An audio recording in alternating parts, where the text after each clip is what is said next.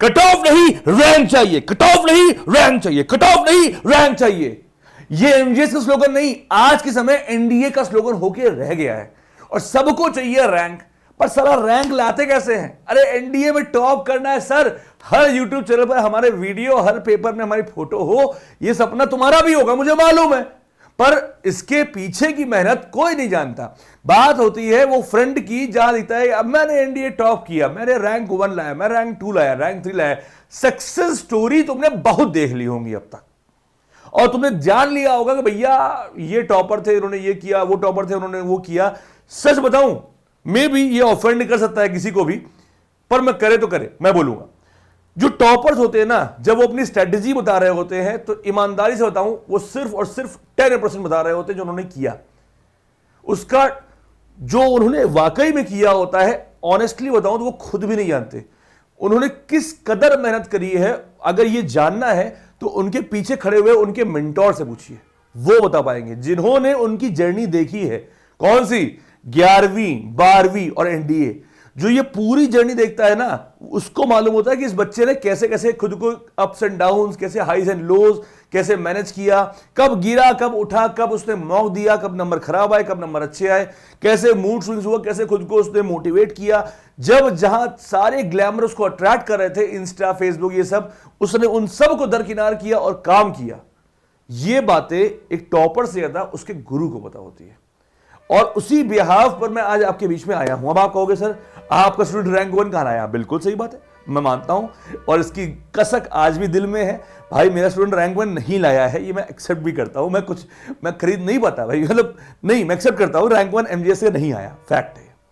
हाँ, but single digit rank तो दिए हैं, और ये तुम्हें भी मालूम है, हमें भी मालूम है, इस बार भी, इसके पहले वाले में भी, उसके पहले वाले में भी सिंगल डिजिट रैंक तो दिया है, ठीक है। और सिंगल डिजिट रैंक को भी हम टॉपर ही कहते हैं बेटा, ठीक है। अगर टॉप 10 में, अब इतने सारे बच्चों में टॉप 10 में भी आते हो तो बड़ी बात है।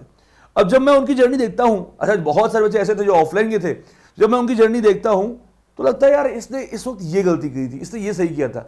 और बाद में जब मैं इंटरव्यू देखता हूं तो लगता है यार जस्टिफाई नहीं हुआ वो इंटरव्यू। क्यों? क्योंकि उस इंटरव्यू में वो बस वो 10% बता रहा है जो उसने आखिरी में किया, उसके पहले का क्या और उसके बाद का क्या। तो आज मैं उन एक जनरल बातें बताने वाला हूं जो आप सब में कॉमन पाओगे। पहली चीज, उन्हें यह पता था कि उन्हें क्या करना है, नंबर 1। नंबर 2, बेसिक्स जिसे बोलते हैं ना, फाउंडेशन, वो बहुत स्ट्रांग थी। अब बेसिक फाउंडेशन का मतलब ये नहीं होता कि क्लास 11-12 की बात कर रहा हूं मैं। बेसिक फाउंडेशन मतलब ये कि उनका कोर बहुत स्ट्रांग था, उनको ये मालूम था कि उन्हें किस चीज को कैसे मैनेज करना है।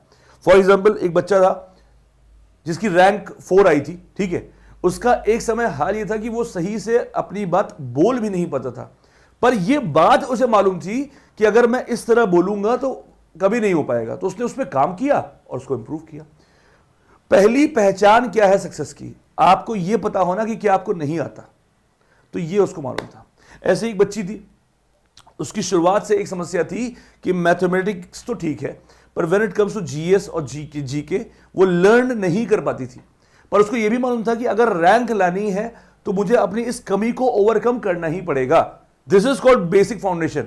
अभी मैं कई बच्चों को बोलता हूं सर मुझे टॉप करना है, मुझे रैंक लानी है, और जब रैंक किस पे लिखते हैं तो वो लिखते क्या है बताऊं? वो लिखते हैं, रुकिए, वो लिखते हैं मुझे जस्ट मिनट, काला काला काला, हाँ, लिखते हैं मुझे रैंक लानी है, ठीक। ये रैंक की स्पेलिंग लिखते हैं, ओके, ये इनको रैंक चाहिए ससुर को, तो इनको रैंक कैसे मिल जाएगी जिनको रैंक की स्पेलिंग तक नहीं आती। यानी मैं यहां किसी का मजाक नहीं उड़ा रहा हूं, मैं ये बताना चाहता हूं कि प्लीज अंडरस्टैंड, आप एक उस सपने में मत रहिए जिसमें आप एक बबल बना लिया, यार मेरी रैंक आ रही है और कंधों पे मेरे मम्मी पापा, ये वो, कुछ नहीं। बेसिक्स अपने ठीक करो। अगर अंग्रेजी नहीं आती तो सीखो, मैथ के क्वेश्चन नहीं लगते तो लगाओ, बोलना दिक्कत हो रही है तो प्रैक्टिस करो। आज के समय में सब कुछ आसान है, और ऑनेस्टली बताऊं तो सब कुछ फ्री में भी मिल सकता है अगर आप चाह ही जाए। इट्स अबाउट यू कि तुम में क्या क्या आग कितनी है। अभी पुष्पा 2 रिलीज हुई ना, बोलता है पुष्पा 2 फायर है। अरे रैंकर से मिला दो ना पुष्पा 2 को, पुष्पा 2 बुझा जाएंगे। जो रैंकर्स होते हैं उनके अंदर जो आग होती है वो बस चिल्ला चिल्ला गाना नहीं गाते ऊ अंता वहां, पर उनकी आग सबसे ज्यादा होती है, ठीक है। तो रैंकर्स वाली जो आग है वो अपने दिल में जगाओ सबसे पहले। कुछ भी सुनने से पहले, कुछ भी जानने से पहले, मैथ, इंग्लिश, ये सब कुछ जानने से पहले खुद को जानो। ये एकदम सच बता रहा हूं, ये बात कई लोग को हजम नहीं होगी कि यार ये क्या बातें बता रहा है। ये बताइए सर कि मैथ्स में physics, chemistry, biology, you know watch, बेटा ये सारी चीजें बहुत बाद में आती हैं। पहले आपका कोर आता है, कोर आपका वैल्यू सिस्टम। जब आप किसी से बात करते हो, जब आप किसी को ग्रीट करते हो, जब आप किसी के साथ होते हो, आपका बिहेवियर कैसा है। भाई एसएसबी में क्या तुम्हें लगता है एसएसबी कोई पढ़ाई है? एसएसबी पर्सनालिटी टेस्ट है। पर अगर मैं रिटर्न की भी बात करूं तो रिटर्न आपका कैरेक्टर नॉलेज दोनों का टेस्ट होता है। कैरेक्टर नॉलेज मतलब क्या? Knowledge obviously physics, chemistry, math, English पढ़ोगे नहीं तो करोगे। कैरेक्टर बिल्डिंग यानी आप परेशान। अच्छा ये बताओ पेपर 2.5 घंटे का मैथ्स क्यों होता है भाई? 120 क्वेश्चन के लिए दे देना 6 घंटे, आराम से करे बच्चा, कोई दिक्कत नहीं। प्रेशर हैंडलिंग, टाइम मैनेजमेंट और ऐसी अनेकों बातें आपकी चेक होती है। आपको वो बातें सीखने की जरूरत नहीं है, पर आपको अपने बेसिक कंपोनेंट को ठीक करना है। अगर आज आपसे मैं बोलूं कि 5 मिनट किसी एक टॉपिक पे बोलिए तो आप बोल नहीं पाएंगे। सर इंग्लिश नहीं आती, मैंने कहा क्या इंग्लिश में बोलने को? आप हिंदी में नहीं बोल पाएंगे, ये सत्य है। ये आपको भी मालूम है और मुझे भी मालूम है, ठीक है बेटा। इतने सालों से बच्चों को ट्रेन कर रहा हूं कि मुझे मालूम है, तासीर पता है कि कौन बच्चा कैसे क्या करता है, ठीक है।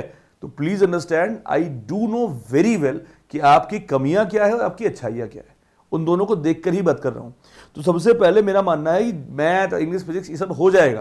पहले अपना बेसिक कंपोनेंट ठीक करिए, ठीक है। अपने बात करने का लहजा, अपनी अंग्रेजी, अपनी बेसिक गणित, बेसिक स्पेलिंग, बेसिक बोलने के तरीके, ठीक है, मैनर्स, एटिकेट्स, ये सब ठीक करिए।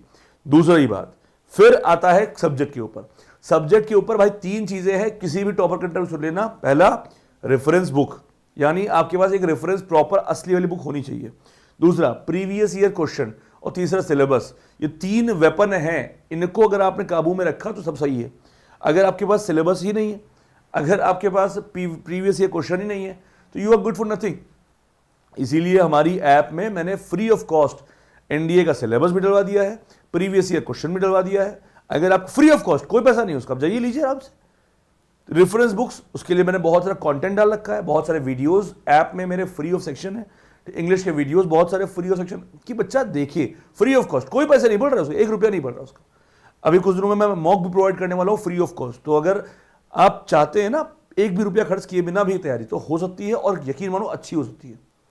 पर उसके लिए ऐप में जाना पड़ेगा। ऐप का नाम जानते हो ना, जो सीने पे लेके घूमता हूं मैं जुगाड़ से, ये ऐप का नाम है, डाउनलोड कर लो, ठीक है। ये अपने भले के लिए नहीं, तुम्हारे भले के लिए बता रहा हूं मैं, पहली चीज। दूसरी चीज, एक रूटीन बनाओ। इस वक्त आपकी लाइफ में बहुत प्रायोरिटीज होंगी। If you have multiple priorities then it means you have no priorities. अब घर वालों की समस्याएं हैं, घर वालों का काम करना है, ठीक है, दोस्त को टाइम देना है, गर्लफ्रेंड बॉयफ्रेंड को टाइम देना है, मूवी आई है देखनी है, क्रिकेट मैच चल रहा है वो देखना है, और ऐसे अनेकों काम है, और पढ़ाई भी करनी है शायद। पर जो टॉपर्स होते हैं उनकी बहुत सिंपल सी प्रायोरिटी होती है, पढ़ाई तो करनी है, this is the first task. इसके बाद समय बच जाएगा तो वो सारा समय हम देख लेंगे क्या करना है, पर हमको पढ़ाई करनी है। मैं ये नहीं बोलता कि जो टॉपर्स होते हैं वो मूवी नहीं देखते, वो खेलते नहीं। भाई किसी के टॉपर से बात करना, वो 1 घंटा स्पोर्ट्स में जरूर देगा। मैं ये नहीं बोला डेली, पर हाँ मतलब 2-3-4 दिनों पे खेलेगा जरूर कोई स्पोर्ट्स, चाहे आउटडोर हो इंडोर, खेलेगा जरूर। बिकॉज जब तक आपका बॉडी और माइंड सही से सिंक्रोनाइज नहीं होगा, काम नहीं हो पाएगा। तुम सोचते हो एक छोटे से कमरे में बस खुद को कैद कर लोगे और सिर्फ सुबह शाम दिन रात पढ़ाई करोगे और हो जाएगा एनडीए क्वालिफाई, कद्दू नहीं होगा। एनडीए क्वालिफाई करने के लिए कैरेक्टर बिल्ड करना पड़ता है। जब आप 1 घंटे स्पोर्ट्स को देंगे, खेलेंगे, वो भी इंडोर नहीं आउटडोर गेम खेलेंगे, तो आप 4 घंटे पढ़ाई करेंगे भी अच्छा प्रोड्यूस कर लेंगे। और अगर आप नहीं खेलोगे और 10 घंटे पढ़ाई करोगे तब भी आपका प्रोडक्टिविटी नहीं आ पाएगी। ये मार्क माय वर्ड्स, ठीक है। तो आप इस तरह चीजों को डिवाइड कर सकते हैं। क्लियर सभी को बात ये? तो जब आप इन चीजों को ध्यान रखेंगे तो आप कह सकते हैं कि एनडीए की टॉपर्स की लिस्ट पे आ सकता है।